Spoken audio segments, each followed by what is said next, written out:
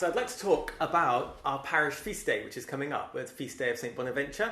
And each parish has a feast day throughout the year. So one day of the year, it might be the patron saint of the parish, or it might be the celebration of the parish. You'll celebrate on a certain day. And it's, I think, a really amazing thing to make a big thing of it. And so, celebrate, basically. It's your saint.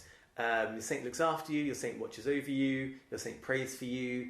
And you can honour your saint, and you bring the community together to have an amazing time.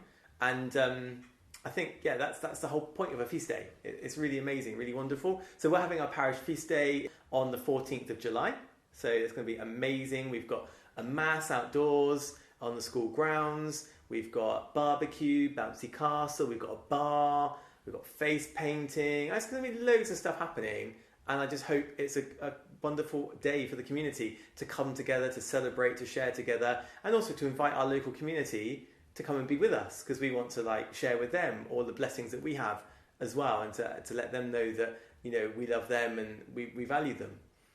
So St Bonaventure was a Franciscan saint who lived in the 13th century, and he he was a theologian, a lecturer at university in Paris. He was super clever, so he's what's called a doctor of the church, because his writing was so profound and so spiritually sound that the church has made him what's called a doctor of the church. It's like a really high level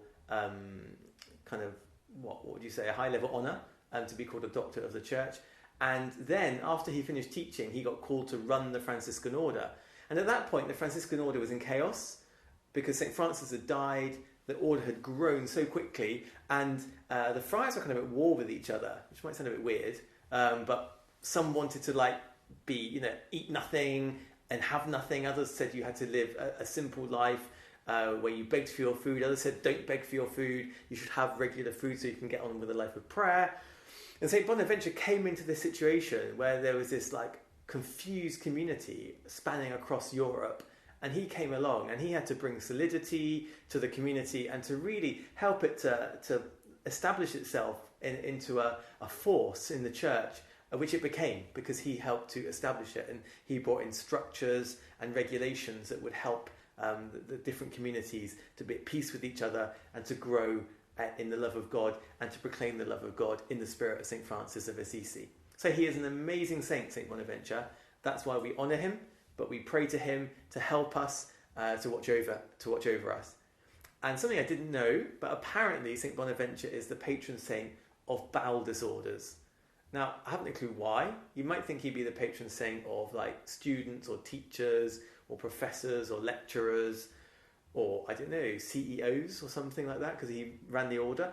But bowel disorders. So if you're having a trouble with your bowels, just say a prayer to St Bonaventure and see if he'll help you out. He's our amazing saint. So if you're around, come along to our feast day on the 14th of July. It'd be lovely to see you there, and you'd be really, really welcome.